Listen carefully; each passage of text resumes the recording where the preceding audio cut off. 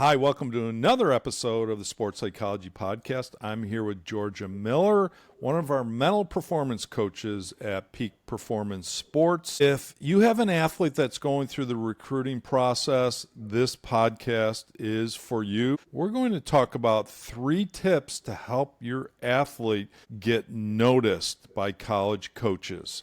You're listening to the Sports Psychology Podcast.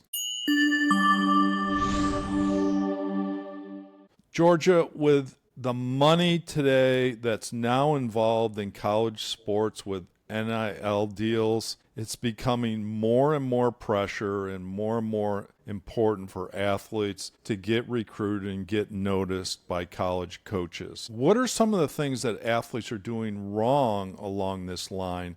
And then we'll get into the 3 tips. Yeah, I have a lot of thoughts on this topic, especially because I was an assistant coach for a volleyball team, and I did a lot of the recruiting myself along with the other assistant coaches. And one of the biggest things that I see athletes who I work with now in the mental aspect is worrying about playing bad in front of these coaches. They'll notice them in the stands and they start thinking, oh, I have to play really great or else I'm doomed. I won't get recruited. They're going to drop me. And then it just becomes very outcome focused, and there's so much stress and pressure in that moment, and they aren't thinking about the things they actually need to do to play well. It's completely taken them away from their process. Yes. And I see it can go 2 ways in terms of performance. Athletes that go out there and try to do too much and aren't playing within themselves because they're trying to show off to coaches, and now they're making more mistakes that they wouldn't make, right? Or on the flip side of that, athletes go out and play too tentatively in a tryout situation because they're afraid of looking silly or making mistakes in front of coaches. Right. And the thing is, coaches, they don't want you in their heads and worrying about making mistakes. They want you to go out there and just play freely and be yourself because they know that you're going to make mistakes. It's actually good for them to see how you're going to respond to those mistakes. Right. And I think coaches are looking for more than just performance. They're looking for your communication skills, how well you perform with others in a team setting, how well you can respond, as you say, to mistakes, and really how you look out there. Do you look confident or do you look like a mental wreck? Yeah, and that's actually our first tip for athletes in the recruiting process is to focus on your composure. That really stands out to coaches who are recruiting you.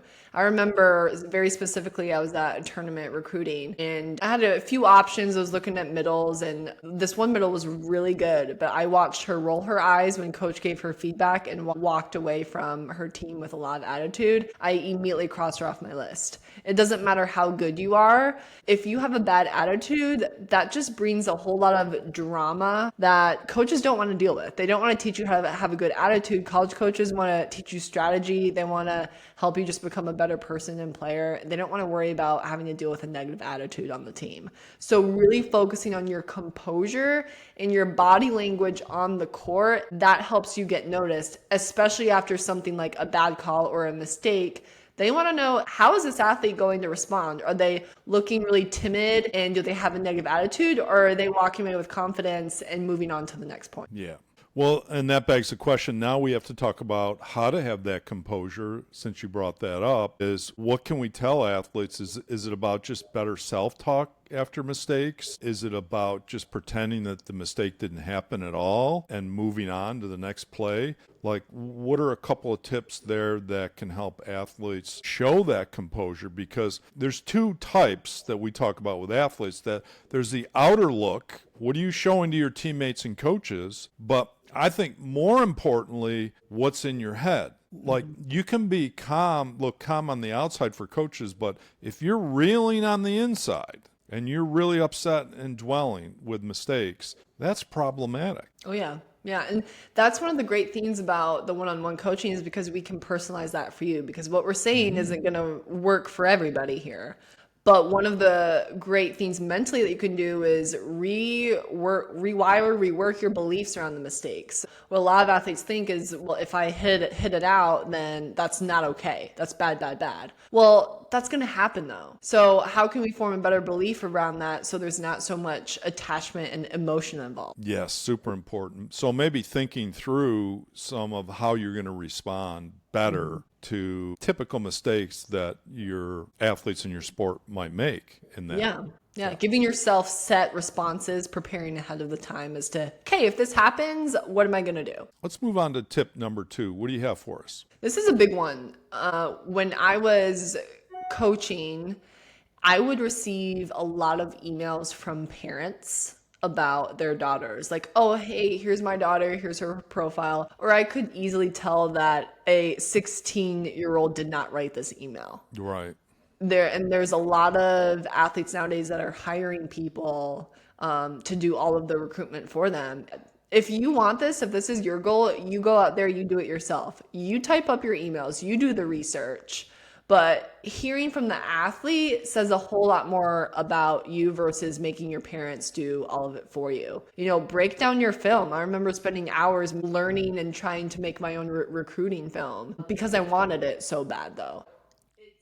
It means a lot for coaches to see you putting the work in and sending emails and all those contacts out yourself. So we just crapped on all those services that athletes hire to help them with recruiting. There must be some value. Those can be great assist to get to the right people, right? Get to the right people, great contacts. Put together your videos and your resumes and things like that. Right. But ultimately, you need to be driving the cart is what we like to say. You want the athlete, as a recruiter, you want the athlete to drive the cart, and you don't want them contacting you through one of the services. You want them contacting you directly. Yeah, and that might be dependent on the coaches, but I was very turned off when I got an email from their recruiter versus the athlete directly. Yeah. Okay. Very good. What's your next tip?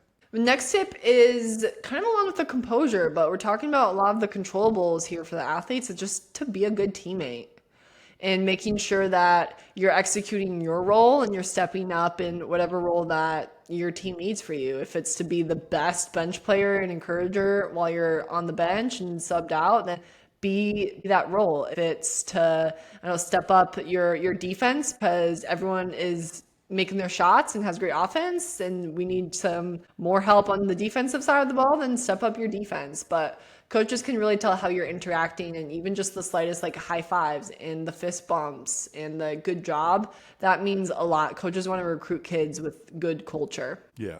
And I'm going to throw in a bonus tip today. So we'll call this tip number 4.